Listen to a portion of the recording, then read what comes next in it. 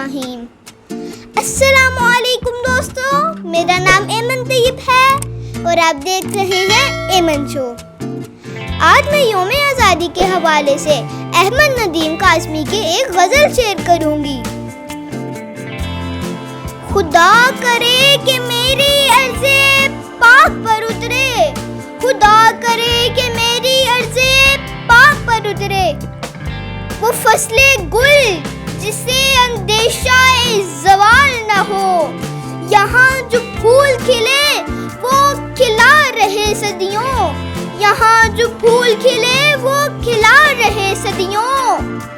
यहाँ ख़िज़ां को गुज़रने की मजाल न हो, घनी घटाएं यहाँ ऐसी बारिशें बरसाएं, घनी घटाएं यहाँ ऐसी बारिशें बरसाएं कि पत्थरों से भी रोएदगी महाल ना हो।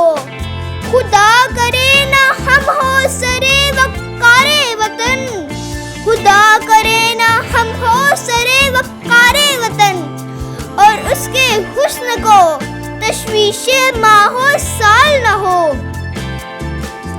हर एक फर्द हो तहज़ीबो फन का ओजे कमाल, हर एक फर्द हो तहज़ीबो फन का ओजे कमाल।